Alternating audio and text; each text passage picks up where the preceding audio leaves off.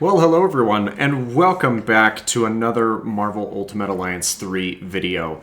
I have been playing this game for quite some time. I hold 2 speedrun records in this game, and currently I am on a conquest to get the entire cast up to level 300. And I'm only about 40% of the way done in that endeavor. Yes, I have the exact number because I'm tracking it on a spreadsheet. But because I've been doing that, I've had a question on my mind which I wanted to address, and that is, what is the best way to level up your characters? And it's a very good question because there's a lot of things that need to be taken into consideration with that. So we're going to go over a couple of tips in order to go through what the best methods are for boosting your character levels. Now, the first one, which I mentioned, is going to be something that you can do whether you're just playing the base game or if you have purchased the DLC. This is a method that is available for anyone who owns a copy of the game in any state. And that has to do with the ISO 8 management. Now, there are a lot of different pieces of ISO 8 that one can have, but the two that you're going to want to focus on primarily if you're looking to level up your characters are of the white and blue varieties. Specifically, you can upgrade pieces of ISO 8 to the point where they look like this. You have a AA piece of ISO 8 upgraded to its +5 capacity that allows 100% experience gained increase to the character that it is equipped to, and that does stack with other pieces of ISO 8. You can have up to 5 pieces equipped to your character depending on their level, 2 of which are available very early. 1 is available by filling out the skill tree or all main branches of the skill tree, and the last 2 are unlocked as the character gets a higher level cap. So these blue pieces of ISO 8 that allow you to increase up to 100% of the experience gained per ISO equipped to the character, those ones work very, very well with increasing the amount of experience that one can gain. Now, when you have just a AA piece of ISO 8 like the one we're looking at here, you will need to do a little bit of some upgrades to it, and I'll show you what that looks like using a different example piece of ISO 8. I don't necessarily need the benefit from this 8.8% increase into the energy stat, but let's just pretend for a moment that it were the plus 80-something% experience to the character. If you wanted to get that up to the +5 ranking, all you would need to do is select the ISO 8 by pressing A, increase the efficiency to 5, and then when selecting modify, you would need to equip 6 different pieces of the A-type ISO 8. Of course, I can't do that now. I wasn't meaning to do it anyway, but it gives you an idea of what you would need to do if you wanted to increase this piece of ISO 8 to its maximum efficiency. The same thing goes for a couple pieces of white ISO 8 in a very different vein. Now, white ISO 8 has a lot of different things that it does. It's kind of the jack of all trades class because it does not fit into any of the other roles of the other ISO 8 pieces, such as giving you extra things like credits, giving additional pieces of rainbow ISO 8, white ISO 8, other things. But within the cast of white ISO 8, there is one piece that is very, very useful, and it is just like the blue piece of ISO 8, but it applies to the whole team instead of just one character. And that, of course, is increasing the experience gained by up to 100% per piece of ISO 8 equipped. And these are very rare pieces of ISO to come across. The experience boosting blue pieces of ISO 8 are also fairly hard to get your hands on, but they come around with a lot more frequency than the other ones do. But these will benefit all 4 members of your party instead of just a singular one, so it's definitely worth having on hand whenever you are able to get a piece of it and upgrade it up to the highest efficiency. It works quite well in that regard. Now, those are the 2 tips that apply for anyone and everyone, but the other tips that I'm going to go over now are only applicable if you've purchased the DLC.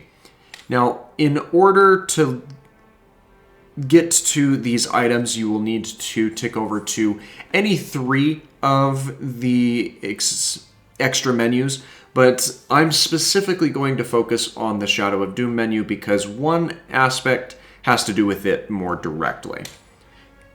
And now that we've switched over to this, we'll first look at the general tip, which can be accessed from any 3 of the DLC menus. You'll want to come down here to the Shield Depot, and once you have that selected, you can open it up, press either the L or R button to switch over to this menu, and then you'll want to scroll down through the list of options. It might actually be faster to go up, and indeed it will be.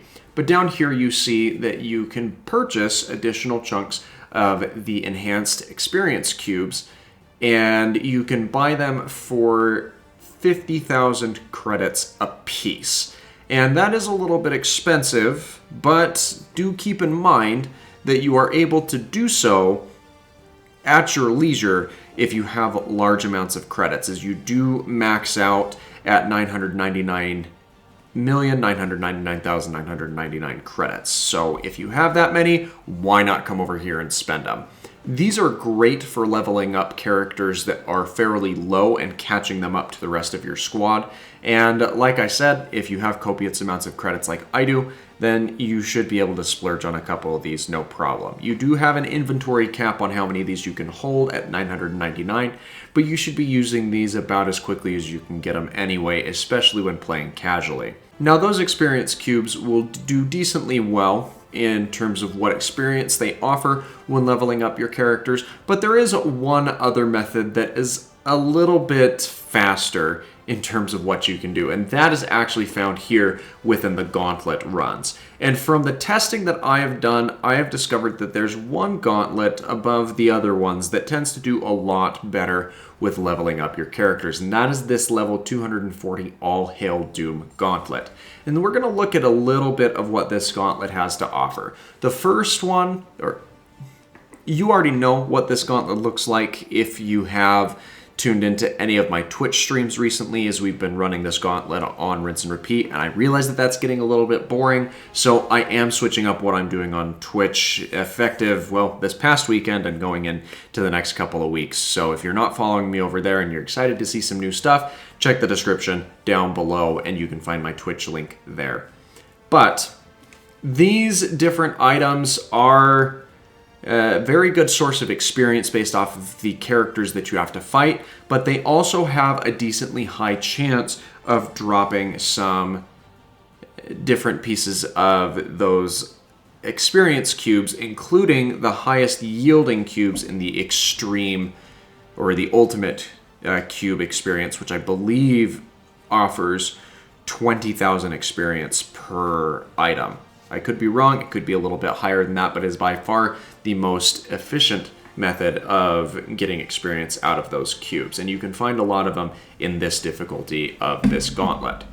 The first chunk, of course, has 6 different bosses to defeat, including the members of the Fantastic Four and later Annihilus and Dr. Doom. Stage 2 has 5 bosses that you need to take down. You'll first be presented with Gambit, Phoenix, Cable, and Iceman simultaneously, and then you can move on to taking on Dark Phoenix. You can then move over to the Marvel Knights. This, in my opinion, is the most difficult section of this gauntlet, mainly because of the presence of large insectoids that have the curse active on them and will sap your teammates' health, as well as issues with the overall opponents that you have hitting very, very hard. So your health's getting drained, and you have to deal with a lot of the bosses that come in after the insectoids, those being the 4 members of the Marvel Knights that are added as DLC with a variety of different Curse of the Vampire attributes. Wave 4 of this gauntlet entails defeating 10 bosses. They're very easy to do once you have worked out their cycle, and they offer a decent amount of experience as well. And finally, the last little experience push is defeating 7 bosses, which involves the 5 members of the Black Order, God Emperor Doom, and the Celestial. And those fights are a little bit tedious and scary. If you watched last week's episode, you already know what those combats look like. So as long as you walk in educated about what's going to happen in that fight, you really shouldn't have any trouble with it from what I've experienced.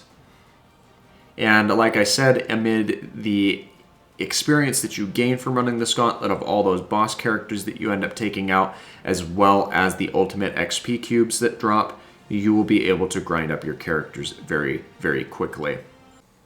But what do you think about grinding character levels? Do you think that I missed anything? Do you have other methods that you prefer? Please feel free to let me know in the comments down below, and we will certainly be able to help each other grow and level up our teams in the most efficient way possible. Once again, thanks for watching today's video. If you enjoyed it or found it helpful, please feel free to hit that like button, and don't forget to subscribe for more daily content.